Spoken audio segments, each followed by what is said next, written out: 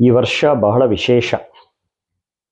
ವಿದ್ಯಾರ್ಥಿಗಳು ಹೇಗೆ ವರಮಹಾಲಕ್ಷ್ಮಿಯ ವ್ರತವನ್ನು ಆಚರಣೆ ಮಾಡಬೇಕು, ಶಾಸ್ತ್ರೋಕ್ತವಾಗಿ ಹೇಗೆ ಆಚರಿಸಬೇಕು, ಜೊತೆಗೆ ಅದಕ್ಕೆ ಏನೇನನ್ನ ವ್ಯವಸ್ಥೆ ಮಾಡ್ಕೋಬೇಕು, ಹಲವಾರು ಪ್ರಶ್ನೆಗಳನ್ನು ಇಟ್ಟಿದ್ದಾರೆ. ಹಾಗಾಗಿ ನಮ್ಮ ಎಲ್ಲ ಗ್ರೂಪ್ಗಳಲ್ಲೂ ಇರತಕ್ಕಂಥ 25, 26 ಎಲ್ಲ ವಾಟ್ಸಪ್ ಗ್ರೂಪ್ಗಳಲ್ಲೂ ವರಮಹಾಲಕ್ಷ್ಮಿಯ ವ್ರತದ ಆಚರಣೆಯ ಬಗ್ಗೆ ಪಾಠಗಳನ್ನು ಮಾಡ್ತಿದ್ದೀವಿ. ಎಲ್ಲ ಪಾಠಗಳು ಉಚಿತವಾಗಿರುತ್ತೆ. ಬರೀ ವರಮಹಾಲಕ್ಷ್ಮಿ ಹಬ್ಬಕ್ಕೆ ಸಂಬಂಧಪಟ್ಟಂಥ ಪಾಠಗಳೇ ಅಲ್ಲ, ಸೌಂದರ್ಯ ಲಹರಿ, ಶಿವಾನಂದ ಲಹರಿ, ಈ ರೀತಿಯಾಗಿ ಸಾಕಷ್ಟು ಪಾಠಗಳು ಈಗಾಗಲೇ ಗ್ರೂಪ್ನಲ್ಲಿ ನಡೀತಾ ಬಂದಿವೆ. ವಿಶೇಷವಾಗಿ ಈಗ ಮುಂದಿನ ತಿಂಗಳ ವರಮಹಾಲಕ್ಷ್ಮಿಯ ವ್ರತವನ್ನು ಆಚರಣೆ ಮಾಡಬೇಕು.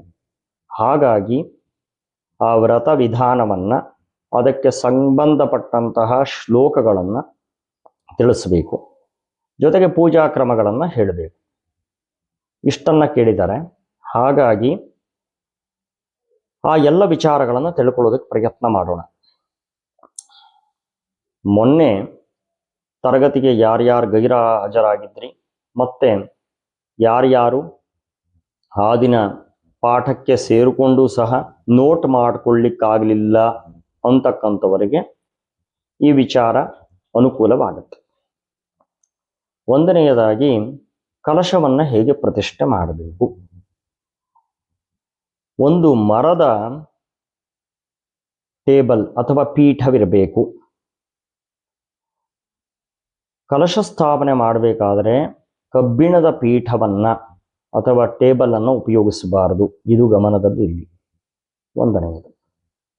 ಎರಡನೆಯದಾಗಿ ಆ ಮರದ ಪೀಠವನ್ನ ತೊಳೆದು ಅದರ ಮೇಲೆ ಅಷ್ಟದಳ ಪದ್ಮದ ರಚನೆ ಮಾಡಬೇಕು.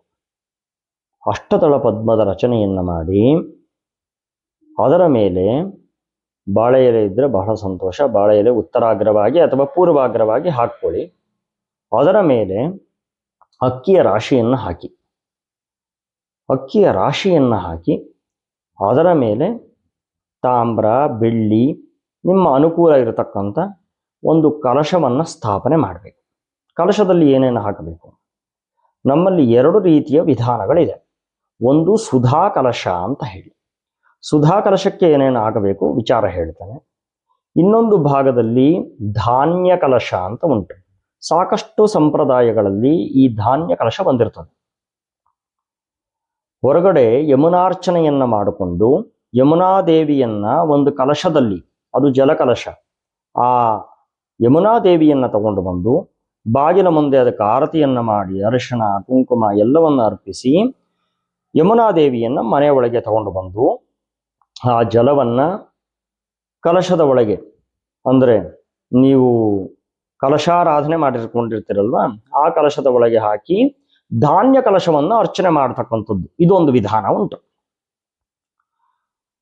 ಅಥವಾ ಸುಧಾ ಕಲಶ ಅಂತ ಏನೇ ಹೇಳ್ತಾ ಇದ್ದೀನಿ, ಸುಧಾ ಕಲಶವನ್ನು ಅರ್ಚನೆ ಮಾಡತಕ್ಕಂಥ ಇನ್ನೊಂದು ವಿಧಾನ ಉಂಟು.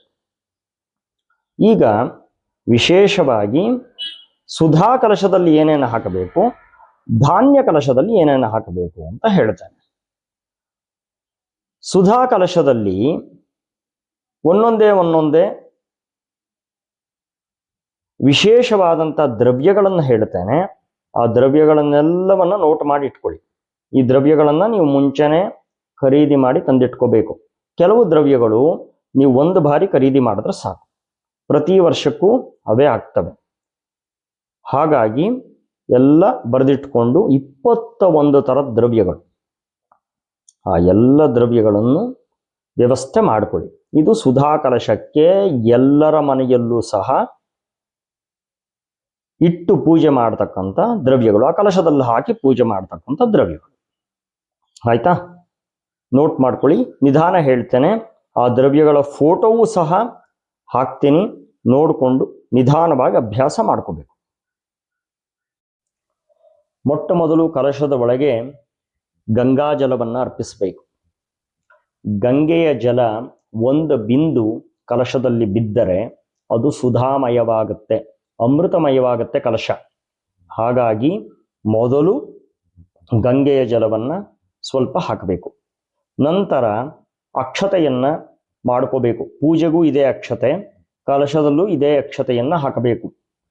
ಕಲಶದಲ್ಲಿ ಅಕ್ಷತೆ ಹಾಕಬೇಕಾದ್ರೆ ಅಥವಾ ಪೂಜೆಗೆ ಉಪಯೋಗಿಸ್ಬೇಕಾದ್ರೆ ಅಕ್ಷತೆಯನ್ನು ಗಮನಿಸಬೇಕು. ಅಕ್ಕಿ ಯಾವುದು ನುಚ್ಚಿರಬಾರದು, ನುಚ್ಚಿಲ್ಲದ ಅಕ್ಕಿ, ಮತ್ತೆ ತುಪ್ಪ, ಸ್ವಲ್ಪ ತುಪ್ಪವನ್ನು ಹಾಕಬೇಕು, ಮತ್ತೆ ಅರಿಶಿಣ, ಈ ಮೂರನ್ನೂ ಸೇರಿಸಿ ಕಲಸಿದ್ರೆ ಅಕ್ಷತೆ ಆಗತ್ತೆ. ನುಚ್ಚಿರಬಾರದು ಅಕ್ಕಿ, ಅದನ್ನು ಗಮನಿಸ್ಕೋಬೇಕು. ಆಮೇಲೆ ಗಂಧ ಸರಿಯಾದಂತಹ ಒರಿಜಿನಲ್ ಇರತಕ್ಕಂಥ ಒಳ್ಳೆಯ ಶ್ರೀಗಂಧವನ್ನು ತಂದು ಉಪಯೋಗಿಸಿ. ಗಂಧಿಗೆ ಅಂಗಡಿಯಲ್ಲಿ ಸಿಗ್ತಕ್ಕಂಥ 10 ರೂಪಾಯಿ 15 ರೂಪಾಯಿ ಶ್ರೀಗಂಧ ಪುಡಿ ಯಾರೂ ಸಹ ಕೊಡೋದಿಲ್ಲ, ಅದನ್ನು ಗಮನಿಸ್ಕೋಬೇಕು. ಶ್ರೀಗಂಧ ಚೆನ್ನಾಗಿರ್ತಕ್ಕಂಥದ್ದು, ಒಳ್ಳೆಯ ಕ್ವಾಲಿಟಿಯದು ಸಿಗತಕ್ಕಂಥ ಶ್ರೀಗಂಧವನ್ನು ಉಪಯೋಗಿಸಿ. ಆಮೇಲೆ ಕುಂಕುಮ, ಇದೂ ಸಹ ಅಷ್ಟೇ, ಒಳ್ಳೆಯ ಕುಂಕುಮವನ್ನು ಉಪಯೋಗಿಸಬೇಕು. ಅರಿಶಿಣ ಕೊಂಬಿನಿಂದ ಕುಂಕುಮ ತಯಾರು ಮಾಡ್ತಾರೆ, ಇದು ಚೆನ್ನಾಗಿ ಗಮನ ಇರಲಿ. ಅರಿಶಿಣ ಕೊಂಬು, ನಿಂಬೆ ರಸ, ಬಳಿಗಾರ ಮತ್ತು ಪಟಕ ಇಷ್ಟನ್ನೂ ಸಹ ಸೇರಿಸಿ 15 ದಿನ 20 ದಿನ ನೆನೆಸಿಟ್ಟಾಗ ಕುಂಕುಮ ಆಗುತ್ತೆ. ಈ ಕುಂಕುಮವನ್ನು ಅರ್ಪಿಸಬೇಕು. ಮತ್ತೆ ಶುದ್ಧವಾದಂಥ ಅರಿಶಿಣ ಪುಡಿ, ಮತ್ತೆ ಅರಿಶಿಣ ಕೊಂಬನ್ನು ಚೆನ್ನಾಗಿ ತೊಳಿರಿ.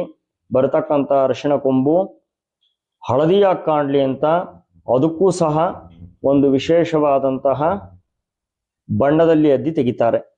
ಹಾಗಾಗಿ ಅರಿಶಿಣ ಕೊಂಬನ್ನು ಸಹ ಚೆನ್ನಾಗಿ ತೊಳೆದು ಉಪಯೋಗಿಸಿ. ಕಮಲಮಣಿ ಸಿಗುತ್ತೆ, ಗೊತ್ತಿದೆ. ಕವಡೆ ಸಿಗುತ್ತೆ. ಮತ್ತೆ ಗೋಮತಿ ಚಕ್ರ ಸಿಗುತ್ತೆ. ಇಲ್ಲಿಗೆ 9 ಆಯಿತು. ಏನೇನಾಯಿತು? ಗಂಗಾಜಲ, ಅಕ್ಷತೆ, ಗಂಧ, ಕುಂಕುಮ, ಅರಿಶಿಣ ಕೊಂಬು, ಕಮಲಮಣಿ, ಕವಡೆ, ಗೋಮತಿ ಚಕ್ರ. ನಂತರ ದಕ್ಷಿಣಾವರ್ತ ಶಂಖ, ಇದು ಸಹ ಸಿಗುತ್ತೆ, ಅಥವಾ ತರಿಸ್ಕೋಬಹುದು ನೀವು, ಏನು ಸಮಸ್ಯೆ ಇಲ್ಲ. ಆಮೇಲೆ ರುದ್ರಾಕ್ಷಿ ಸಹ ಎಚ್ಚರಿಕೆಯಿಂದ ತಗೊಳ್ಳಿ. ಇದು ಸಹ ಈಗ ಪ್ಲಾಸ್ಟಿಕ್ ಮಾಡ್ತಾ ಇದ್ದಾರಂತೆ, ಹಾಗಾಗಿ ಇದು ಸಹ ಸರಿಯಾದಂಥ ರುದ್ರಾಕ್ಷಿ. ಪಂಚಮುಖಿ ಸಿಕ್ಕಿದ್ರೆ ಪಂಚಮುಖಿಯೇ ಸಾಕು, ಆಯ್ತಾ? ಸ್ಫಟಿಕದ್ದು ಸಣ್ಣದಾಗಿರ್ತಕ್ಕಂಥ ಗೋಳಾಕಾರದ ಒಂದು ಲಿಂಗ ಬರ್ತದೆ, ಅದನ್ನ ತರಿಸ್ಕೊಳ್ಳಿ. ಅದಾದ ಮೇಲೆ ಒಂದು ಚೂರು ಚಿನ್ನದ ನಾಣ್ಯ ಇದೆ, ಬೆಳ್ಳಿಯ ನಾಣ್ಯ ಇದೆ.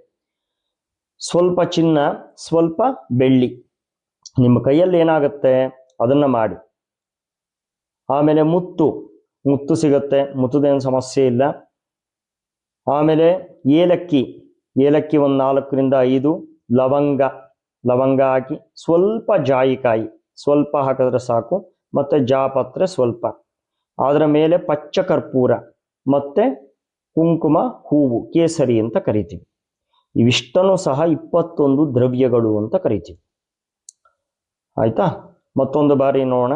ಗಂಗಾಜಲ, ಅಕ್ಷತೆ, ಗಂಧ, ಕುಂಕುಮ, ಅರಿಶಿಣ ಕೊಂಬು, ಕಮಲಮಣಿ, ಕವಡೆ, ಗೋಮತಿ ಚಕ್ರ, ದಕ್ಷಿಣಾವರ್ತ ಶಂಖ, ರುದ್ರಾಕ್ಷಿ, ಸ್ಫಟಿಕ, ಚಿನ್ನದ ನಾಣ್ಯ, ಬೆಳ್ಳಿಯ ನಾಣ್ಯ, ಮುತ್ತು, ಏಲಕ್ಕಿ, ಲವಂಗ, ಜಾಯಿಕಾಯಿ, ಜಾಪತ್ರೆ, ಪಚ್ಚಕರ್ಪೂರ, ಕೇಸರಿ.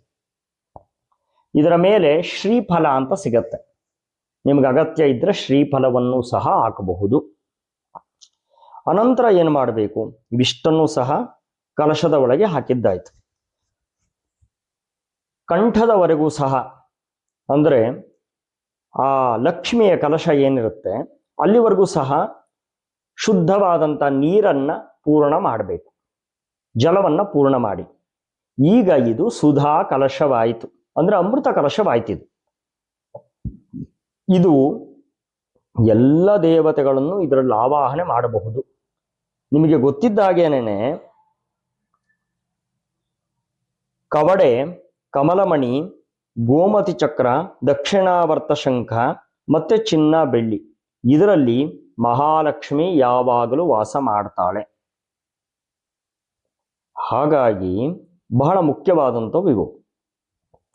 ಈಗ ಆ ಕಲಶದಲ್ಲಿ ಇವನ್ನೆಲ್ಲವನ್ನ ಹಾಕಿ ಜೊತೆಗೆ ಅತ್ಯಂತ ಶ್ರೇಷ್ಠವಾದಂಥ ಒಂದಷ್ಟು ದ್ರವ್ಯಗಳನ್ನು ಹಾಕಿದ್ದೀರ. ಈಗ ಏನಾಯಿತು? ಸಂಪೂರ್ಣ ಸುಧಾಮಯವಾದಂಥ ಕಲಶವಾಯಿತು. ಈ ಸುಧಾಮಯವಾದಂತಹ ಕಲಶಕ್ಕೆ ಮಾವಿನ ಸೊಪ್ಪನ್ನು ಇಡಬೇಕು. ಎಲೆಗಳನ್ನು ತಗೊಂಡು ಬರೋದಲ್ಲ, ಕುಚ್ಚು, ಒಂದು ಕುಚ್ಚು ಮಾವಿನ ಸೊಪ್ಪನ್ನು ತಗೊಂಡು ಅದಕ್ಕೆ ಹಿಂಬದಿಯಲ್ಲಿ ಕಡ್ಡಿ ಇರುತ್ತೆ, ಕುಚ್ಚಿನಲ್ಲಿ ಕಡ್ಡಿ ಇರುತ್ತೆ. ಆ ಕಡ್ಡಿ ಕಲಶದ ಒಳಗೆ ಹೋಗಬೇಕು, ಮೇಲೆ ಎಲೆಗಳೆಲ್ಲ ಬಂದಿರಬೇಕು. ವಿಶೇಷವಾದಂತಹ ದ್ರವ್ಯ ಏನು ಅಂತಂದ್ರೆ, ಈ ಮಾವಿನ ಸೊಪ್ಪಿನ ಆ ಕೆಳಗಡೆ ಇರತಕ್ಕಂಥ ಆ ಕಡ್ಡಿಯಲ್ಲಿ ಬರತಕ್ಕಂಥ ಒಂದು ಚಿಕ್ಕದಾದಂಥ ರಸ. ಇದು ಏನು ಮಾಡುತ್ತೆ ಅಂದ್ರೆ, ಯಾರು ಆ ತೀರ್ಥವನ್ನು ನಾಳೆ ತಗೋತಾರೆ ಅವರಿಗೆ ಸಾಕಷ್ಟು ರೋಗಗಳನ್ನು ನಾಶ ಮಾಡುತ್ತೆ. ಅದು ಕಲಶದ ಜಲದ ಜೊತೆಗೆ ಅಸುಧಾ ದ್ರವ್ಯದ ಜೊತೆ ಬೆರೆಯುತ್ತೆ. ಹಾಗಾಗಿ ಇದು ಸಹ ಬಹಳ ಅನುಕೂಲವಾಗತ್ತೆ.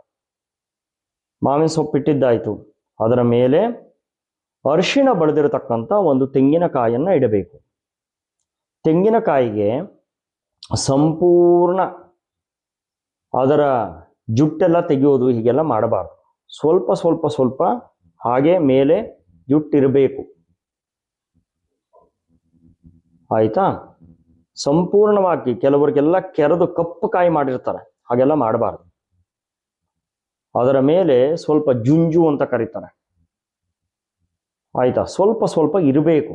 ಹಾಗಿದ್ದುಕೊಂಡು ಅರಿಶಿಣ ಬಳಿದು ಲಕ್ಷಣವಾಗಿ ಗಂಧವನ್ನ ಗುಂಡನೆ ಹಚ್ಚಿ, ಅದರ ಮೇಲೆ ಅರಿಶಿಣವನ್ನ ಹಚ್ಚಿ, ಅದರ ಮೇಲೆ ಗುಂಡನೆ ಕುಂಕುಮವನ್ನ ಇಡಬೇಕು. ಆಯ್ತಾ? ಇಷ್ಟೆಲ್ಲ ಇಟ್ಟಿದ್ದಾದ ಮೇಲೆ ಮುಖವಾಡವನ್ನು ಅರ್ಪಿಸೋದು. ನೀವು ಮುಖವಾಡ ಇದ್ರೆ ಸಂತೋಷ, ಬೆಳ್ಳಿಯ ಮುಖವಾಡವನ್ನು ಇಡ್ತಾರೆ. ಇಲ್ಲ ಬೇರೆ ಯಾವುದು ಅಲಂಕಾರಿಕವಾಗಿರತಕ್ಕಂಥ ಮುಖವಾಡವನ್ನು ಇಡ್ತಾರೆ. ಬೇಡ, ಅಗತ್ಯ ಇಲ್ಲ ಅಂದ್ರೆ ಹಾಗೆ ಬಿಡಬಹುದು. ಮುಖವಾಡ ಇಡ್ತೀವಿ ಅಂದ್ರೆ ಮುಖವಾಡ ಇಟ್ಟು ಲಕ್ಷಣವಾಗಿ ಅಲಂಕಾರ ಮಾಡಿ ಪೂಜೆ ಮಾಡ್ತಕ್ಕಂಥದ್ದು ಇದು ಒಂದು ವಿಧಾನ. ಈಗ ಒಂದು ವಿಚಾರವನ್ನು ತಿಳ್ಕೊಳ್ಳಿ. ನೀವು ಎಷ್ಟೇ ಅಲಂಕಾರ ಮಾಡಿದ್ರೂ ಸಹ, ಎಷ್ಟೇ ಆಡಂಬರ ಮಾಡಿದ್ರೂ ಸಹ, ಅಮ್ಮನವರು ಕೇಳತಕ್ಕಂಥದ್ದು ಶ್ರದ್ಧೆ ಮತ್ತೆ ಭಕ್ತಿ. ನೀವು ಶ್ರದ್ಧೆಯಿಂದ ಪೂಜಾ ಪರಿಕರಗಳನ್ನೆಲ್ಲ ವ್ಯವಸ್ಥೆ ಮಾಡ್ಕೋಬೇಕು, ಭಕ್ತಿಯಿಂದ ಪೂಜೆ ಮಾಡಬೇಕು. ಇದು ಯಾವಾಗಲೂ ಚೆನ್ನಾಗಿ ತಲೆಯಲ್ಲಿ ಇಟ್ಕೊಳ್ಳಿ. ಆಡಂಬರವನ್ನ ಭಗವಂತ ಕೇಳುವುದಿಲ್ಲ. ಶ್ರದ್ಧೆಯಿಂದ ಭಕ್ತಿಯಿಂದ ಪೂಜೆಯನ್ನ ಮಾಡೋದನ್ನ, ಅನುಷ್ಠಾನವನ್ನ ಮಾಡೋದನ್ನ ನೀವಿಟ್ಕೊಂಡ್ರೆ ಭಗವತಿ ಖಂಡಿತವಾಗೂ ಸಹ ಅನುಗ್ರಹವನ್ನ ಮಾಡ್ತಾಳೆ. ಆಯ್ತಾ? ಇದು ಕ್ರಮ. ಇದರಲ್ಲಿ ನೀವು ಧಾನ್ಯ ಕಲಶವನ್ನ ಇಡ್ತೀವಿ ಎಂದಾಗ ಇಲ್ಲಿ ಕೊಟ್ಟಿರತಕ್ಕಂಥ ಯಾವುದು ನಿಮಗೆ ಸಿಗುತ್ತೆ, 21 ದ್ರವ್ಯಗಳನ್ನ ಏನು ಕೊಟ್ಟಿದ್ದೆ ನಾನು, ಆ ದ್ರವ್ಯಗಳನ್ನ ಧಾನ್ಯ ಕಲಶಕ್ಕೂ ಸಹ ಹಾಕಬಹುದು, ತಪ್ಪಿಲ್ಲ. ಧಾನ್ಯ ಕಲಶದಲ್ಲಿ ವಿಶೇಷವಾಗಿ ಈ ದ್ರವ್ಯಗಳನ್ನು ಹಾಕೋದ್ರಿಂದ ಇನ್ನೂ ಶ್ರೇಷ್ಠವಾದಂಥ ಅನುಗ್ರಹ ಆಗುತ್ತೆ. ಇವಿಷ್ಟು ವಿಚಾರ ನಿನ್ನೆ ಪಾಠದಲ್ಲಿ ಮಾತನಾಡಿದ್ದೇನೆ. ಯಾರ್ಯಾರು ಪಾಠಕ್ಕೆ ಗೈರು ಹಾಜರಾಗಿದ್ದೀರಾ ಮತ್ತು ಯಾರ್ಯಾರು ಬರ್ಕೊಳ್ಳಿಕ್ಕಾಗಲಿಲ್ಲ, ಈ ಎಲ್ಲ ವಿಚಾರಗಳನ್ನು ಬರ್ಕೊಂಡು ಎಲ್ಲವನ್ನ ತಂದು ಶ್ರದ್ಧಾ ಭಕ್ತಿಯಿಂದ ಪೂಜೆಯನ್ನು ಮಾಡಬೇಕು. ಜೊತೆಗೆ ಮುಂದೆ ಪಾಠಗಳಿಗೆ ಸೇರಿಕೊಂಡು ಲಕ್ಷ್ಮಿಯ ವ್ರತವನ್ನು ಸಂಪೂರ್ಣವಾಗಿ ಹೇಗೆ ಮಾಡಬೇಕು ಅಂತ ಕಲಿತುಕೊಂಡು ಎಲ್ಲ ಅನುಷ್ಠಾನವನ್ನು ಶುರು ಮಾಡಿ. ಯಾರಿಗೂ ತೊಂದರೆ ಇಲ್ಲ ಅನ್ಕೋತೀನಿ. ಶುಭಮಸ್ತು. ನಿಮಗೆ ಯಾರ್ಯಾರಿಗೆ ವಿಚಾರವನ್ನು ತಿಳಿಸ್ಬೇಕು ಅನಿಸುತ್ತೆ ಈ ವಿಡಿಯೋವನ್ನು ಅವರಿಗೆಲ್ಲ ಹಂಚಿ. ಜೊತೆಗೆ ನೆಕ್ಸ್ಟ್ ಪಾಠ ಮಾಡಿದಾಗ ಇದೇ ಚಾನಲ್ಲೇ ಬರೋದ್ರಿಂದ ಈ ಚಾನಲನ್ನು ಹಾಗೆ ಸಬ್ಸ್ಕ್ರೈಬ್ ಮಾಡ್ಕೊಂಡಿರಿ. ನಿಮಗಿನ್ನೂ ಉತ್ತಮವಾದಂಥ ವಿಷಯಗಳನ್ನು ಕೊಡ್ತೇನೆ. ಎಲ್ಲರಿಗೂ ಶುಭಮಸ್ತು. ಶುಭಮಸ್ತು.